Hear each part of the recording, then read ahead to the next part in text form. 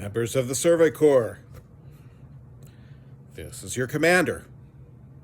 So today's topic, I'm going to talk about learning Japanese when I was in Japan. So for a little background, I arrived in Japan in August of 1994. And my first foray into learning Japanese was to pay for it and attend a school in northern Osaka. So I did that for one lesson. But then I got my first paycheck, and it was way below expectations. Before that, I had spent the money my parents had loaned me to fly over to Japan and get set up.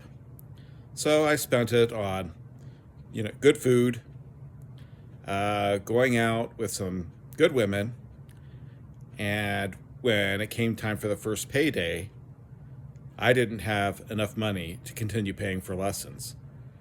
And in addition, I had to start paying my parents back for the money that they had loaned me. So I was in quite a conundrum. So for the next couple of months, this would have been maybe from October until about January, I continued to study Japanese on my own.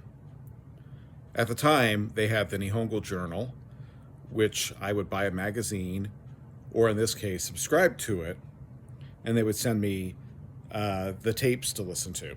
Yes, cassette tapes, back in old 1994. So that's how I continued on and would practice Japanese, which was still pretty crappy at that time for me because I could hardly express myself. So most of my dates were in English. But they were still fun, just in English. So I did that for the next couple of months. And then came across Higashi Tottori Community Center, or Higashi Tottori Community Center. So to give a little context, I was living in Hannan City, Osaka Prefecture. So you could say that was a rural area. Very nice area. Some nice views, great people, good food, but nonetheless, a rural area for a 24-year-old who wanted to be in the big city of Osaka. But I decided to take advantage of this opportunity and start going to Higashi Tottori Community Center. And the way the classes were set up is that I had a rotating schedule of 4 teachers, all middle-aged Japanese women, all very, very, very, very good at teaching, very patient. So I felt I got a good education there. They were the ones who encouraged me to take the JLPT maybe a bit too early. Perhaps not JLPT 3, but JLPT 2 was a bit too early. So I studied through all of 95 to take that test. And I came up short on that test. I did not pass that first time around. But in the meantime, my Japanese did improve, and I was able to speak more and understand more. Met some wonderful people at the community center. Had the addition of a Turkish woman who was married to a Japanese guy and had 2 children there too. Didn't meet them until later, but I just established a very good rapport with her, and so it was easy to get through the lessons and they were enjoyable. Now, first, when I went to the lessons, they would come down from the community center and pick me up and then drive me there. But then after a while, they figured, he's smart enough to get here on his own. So then I had to make a 20-minute walk from the station and didn't get any help. Well, I was starting to put on weight at that time, so it was probably good exercise for me and good for my heart. And that cold Osaka winter weather kept me alert and at least thankful when I got there. And more focused to practice Japanese.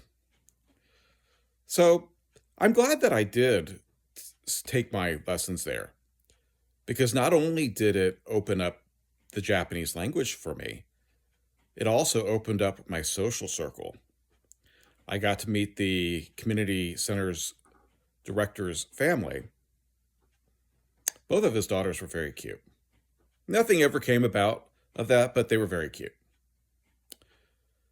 So, got invited to his house, spent a couple days before the New Year's of 1996 with him, and just had some good food, good partying, good times, just laughter all the way around, good conversation, and all that jazz. And oh yeah, good karaoke.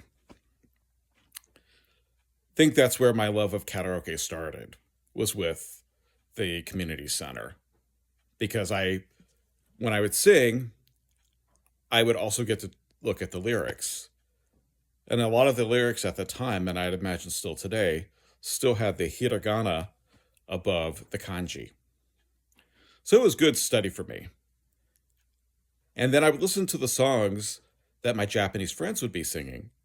And then after that, I would rush out to the local record store and buy a CD, the mini CDs, because the mini CDs had the lyrics.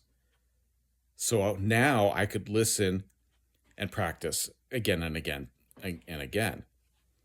Today, we have our phones and we have YouTube, and so we could Google those lyrics and whatnot and practice along.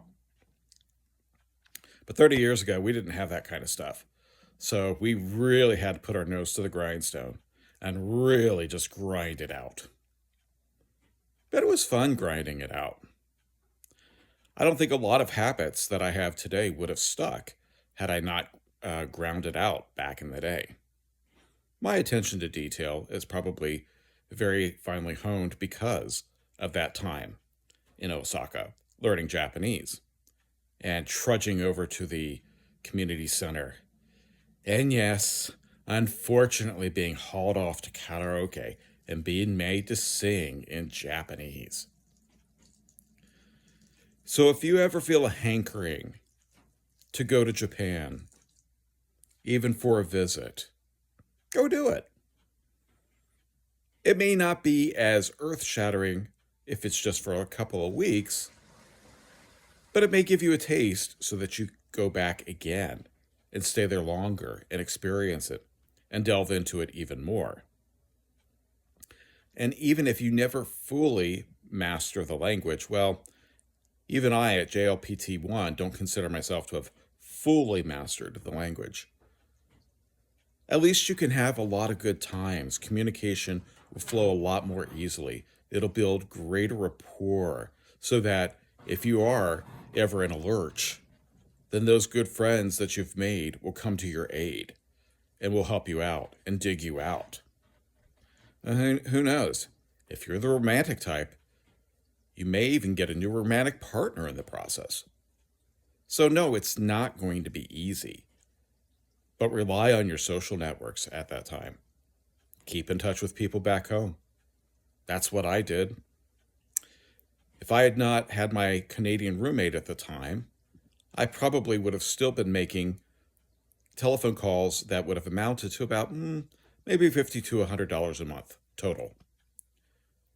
But because he discovered a callback plan, which means we would call a number back in the States number would call us, and then we would call our parents or our relatives or whoever. And so that way, basically just pay local rates in North America.